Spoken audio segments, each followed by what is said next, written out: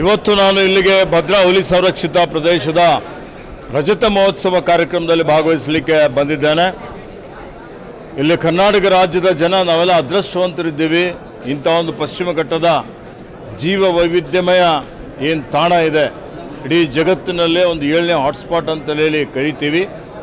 ಇಲ್ಲಿ ಇವತ್ತೇನು ಅತ್ಯಂತ ವಿಶಾಲವಾದಂಥ ಈ ಒಂದು ಅರಣ್ಯ ಪ್ರದೇಶ ಸುಮಾರು 1,000 ಸ್ಕ್ವೇರ್ ಕಿಲೋಮೀಟರ್ ಇದೆ.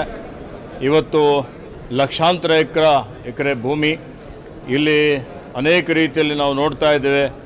ಇಲ್ಲಿರುವಂಥ ವನ್ಯಜೀವಿಗಳ ಸಂಪತ್ತು, ಕೀಟಗಳ ಸಂಪತ್ತು, ಸಸ್ಯ ಸಂಕುಲ, ಪಕ್ಷಿ ಸಂಕುಲ ಎಲ್ಲ ಪ್ರಭೇದಗಳಿದ್ದಾವೆ.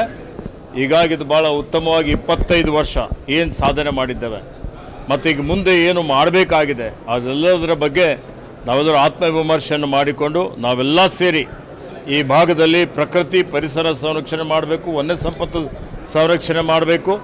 ಅದರ ಜೊತೆಯಲ್ಲಿ ಇವತ್ತು ಜೀವನ ಮತ್ತು ಜೀವನೋಪಾಯ ಎರಡೂ ಅತ್ಯಂತ ಪ್ರಮುಖವಾದಂಥದ್ದು, ಮುಖ್ಯವಾದಂಥದ್ದು. ಅವೆರಡವನ್ನು ಉಳಿಸಿ ಸುಸ್ಥಿರವಾದಂಥ ಅಭಿವೃದ್ಧಿ ಮಾಡಲಿಕ್ಕೆ ಕ್ರಮ ಜರುಗಿಸಬೇಕಾಗಿದೆ.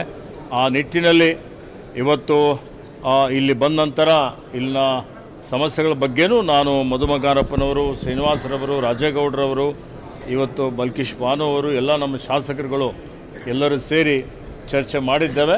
ಹಂತದಲ್ಲಿ ಎಲ್ಲದಕ್ಕೂ ಪರಿಹಾರ ಮಾಡಿ ಇವತ್ತು ಇದನ್ನು ಸಂರಕ್ಷಣೆ ಮಾಡುವಂಥ ಕೆಲಸ ನಾವು ಮಾಡ್ತೇವೆ ಅನ್ನೋಂಥ ಮಾತನ್ನು ಹೇಳಿಕೆ ಬಯಸ್ತೇನೆ.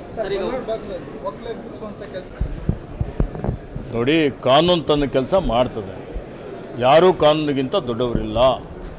ಹೀಗಾಗಿ ಕಾನೂನು ರೀತಿಯ ಕ್ರಮ ಆಗ್ತದೆ. ಸರ್, ಈಗ ವೈಲ್ಡ್ ಲೈಫ್ ಅಲ್ಲಿ ಕಳೆದ 3 ವರ್ಷದಿಂದ ವಾರ್ಡನ್ ನೇಮಕ ವೈಲ್ಡ್ ಲೈಫ್ ವಾರ್ಡನ್ ಅಂತ ನೇಮಕ ಆಗ್ತದೆ. ನೋಡಿ, ಈಗಾಗಲೇ ನಾವು ವನ್ಯಜೀವಿ ಮಂಡಳಿಯ ಒಂದು ಸದಸ್ಯರಿಗೆ ನೇಮಕಾತಿ ಮಾಡಿದ್ದೇವೆ.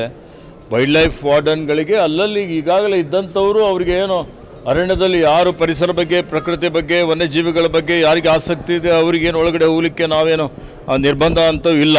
ಆದರೆ ವೈಲ್ಡ್ ಲೈಫ್ ವಾರ್ಡನ್ನು ನೇಮಕಾತಿ ಮಾಡ್ತೇವೆ. ಸರ್, ಈಗ ದಿನೇಶ್ ಗುಂಡೂರಾವ್ ಅವರು ಒಂದು ಹೇಳಿಕೆ ಕೊಟ್ಟಿರೋದು ಅದು ಸಾಕಷ್ಟು ಚರ್ಚೆ ಆಗ್ತಿದೆ ಸರ್. ಅಂದರೆ ಸಾವರ್ಕರ್ ನೋಡಿ, ಅನವಶ್ಯಕವಾದಂಥ ಚರ್ಚೆಗೆ ನಾನು ಯಾವುದೇ ರೀತಿಯ ಪ್ರತಿಕ್ರಿಯೆ ಮಾಡೋದಿಲ್ಲ. ಈಗಾಗಲೇ ಇಲಾಖೆ ಮತ್ತು ಸರ್ಕಾರ ಭಾಳ ಸ್ಪಷ್ಟವಾಗಿ ನಾವು ಅರಣ್ಯ ಇಲಾಖೆ ಅಧಿಕಾರಿಗಳಿಗೆ ಮತ್ತು ಎಲ್ಲ ಜನರ ಗಮನಕ್ಕೆ ತಂದಿದ್ದೇವೆ. ಯಾರು 3 ಎಕರೆ ಒಳಗಡೆ ಇದ್ದಂಥ ಏನು ಸಾಗುವಳಿದಾರರಿದ್ದಾರೆ ಅವರಿಗೆ ಒಕ್ಕಲೆಬ್ಬಿಸಬಾರ್ದು ಅಂತ ಸೂಚಿಸಿದ್ದೇವೆ. ಮತ್ತು 2015ರ ಒಳಗಾಗಿ ಯಾರು ಅರಣ್ಯ ಹಕ್ಕು ಕಾಯ್ದೆ ಅಡಿಯಲ್ಲಿ ಅರ್ಜಿ ಹಾಕಿದ್ದಾರೆ ಅವ್ರ ಅರ್ಜಿ ಇತ್ಯರ್ಥ ಆಗದೆ ಅಂಥವರಿಗೂ ಒಕ್ಕಲೆಬ್ಬಿಸಬಾರ್ದು ಅಂತ ಅವರಿಗೆ ನಾವು ಸೂಚನೆಯನ್ನು ಕೊಟ್ಟಿದ್ದೇವೆ. ಕೆಲವೊಂದು ಕೋರ್ಟಲ್ಲಿ ತೀರ್ಪು ಆಗಿದೆ, ತೀರ್ಮಾನಗಳಾಗಿದೆ. ದೊಡ್ಡ ಮಟ್ಟದ ಒತ್ತುವರಿದಾರಿದ್ದಾರೆ. 2015ರ ನಂತರ ನಿರಂತರವಾಗಿ ಒತ್ತುವರಿ ನಡೀತಾ ಇದೆ ಅನ್ನುವಂಥದ್ದು ಇವತ್ತು ಉಪಗ್ರಹ ಆಧಾರಿತ ಚಿತ್ರಗಳು ನಮಗೆ ಬಂದಿದೆ. ಇಂಥ ಪ್ರಕರಣಗಳಲ್ಲಿ ಎಷ್ಟು ದೊಡ್ಡ ಒತ್ತುವರಿದಾರಿದ್ರು ಅರಣ್ಯ ಉಳಿಸಲಿಕ್ಕೆ, ಪ್ರಕೃತಿ ಪರಿಸರ ಉಳಿಸಲಿಕ್ಕೆ ಅರಣ್ಯ ಇಲಾಖೆ ಕಾಯ್ದೆ ಪ್ರಕಾರ, ಕಾನೂನು ಪ್ರಕಾರ ಕ್ರಮ ತೆಗೆದುಕೊಳ್ಬೇಕಾಗ್ತದೆ. ಆ ಕ್ರಮವನ್ನು ನಾವು ತೆಗೆದುಕೊಳ್ತಾ ಇದ್ದೀವಿ.